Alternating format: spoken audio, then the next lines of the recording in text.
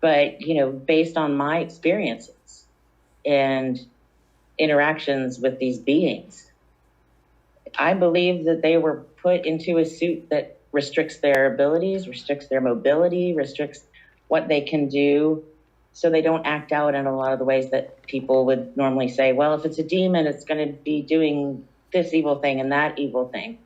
And I also don't think we can pigeonhole demons into one specific type either, because biblically we see demons doing all sorts of things, enchantments, and not just the things that are outwardly evil.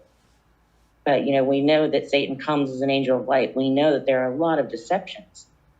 And so for them to be deceptively calm, that doesn't mean that they're not a demon or that they're not demonic. It's really interesting. I want to just get into this real quickly. But fallen angels do not need an avatar to manifest. In fact, they can, you just said it, Satan himself can manifest as an angel of light. There's a book I'm reading now, and I would highly recommend getting it, only because it gives us a window into what the other side is promulgating, what the New Age secularist, even some Catholic Church researchers are stating, that these entities, they're on board. It's called UFO of God. I haven't finished the book yet. I read about half of it in one sitting last night because it's very easy reading. But this guy has an encounter with this lady who's very bright and very beautiful and shining and this whole deal. Well, we've heard all this before.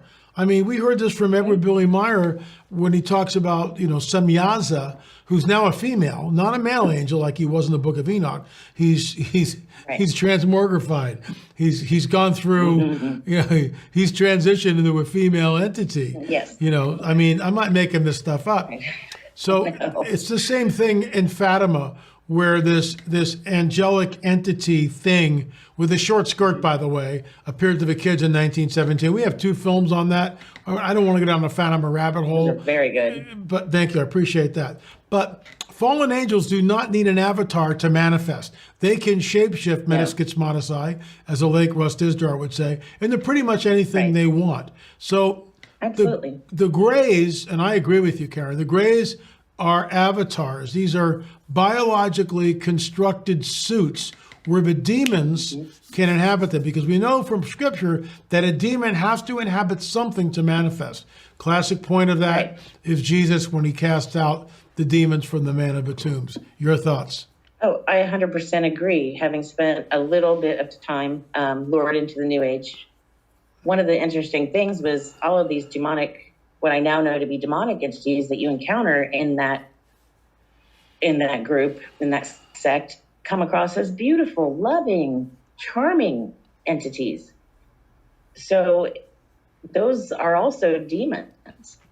So that again relays the fact that just because it's a demon doesn't mean it's going to be exceedingly apparent to you.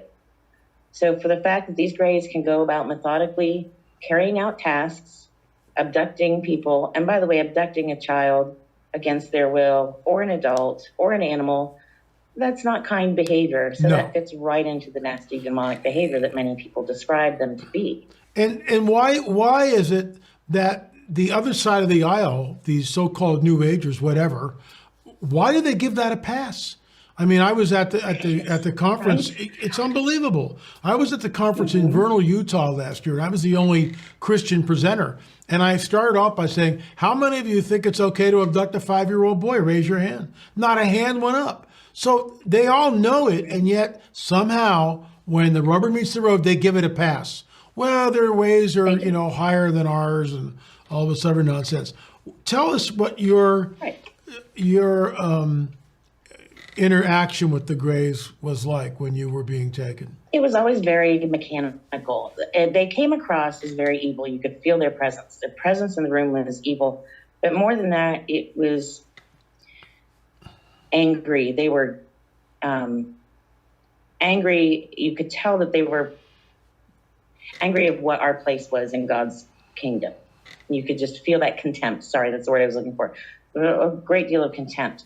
But they went about their tasks. There was always a slightly taller, older-looking Grey watching over them. And then over that one, there would always be another type of entity, whether it was, one of the Nordic looking entities or one of the reptilian looking entities or what have you, or even human, very human looking, that could have been humans. I have no idea what that hierarchy is. I was never privy to that. But I can tell you, they were never just working unsupervised. So, and fallen angelic entity that had its own corporeal body that it could go and change forms from, I don't think would need someone constantly supervising it. I think that sounds to me a little odd. But, that's not impossible, obviously. But what scares me about the grays is that for everyone, they're easily identifiable. When you think UFOs, people are immediately going to think, "Ooh, gray aliens, gray aliens." Well, let me ask you this. If they're a separate faction working on their own, let's say they're not. Let's say they're working as sort of the slave race, if you will, or worker bees for these entities, spirits that have fallen from and left God's kingdom.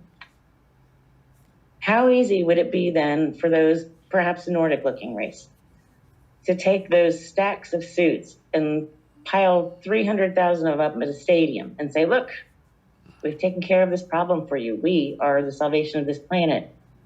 You can trust us. Look what we did for you." When they're just stacking up the suits that got sitting in the drawers. There are too many people who've seen this. Yeah, and too many of us who've been in their presence who say they're cold. There's nothing about them that feels organic. They're not warm. They don't feel like there's blood flowing through them. Their feet don't seem to have toes. They look like, to me, they look like those onesies the babies wear, the feet, just like a one piece. Mm-hmm. They move robotically. They act robotically. But they're not robotic because they definitely give off an aura of evil and contempt.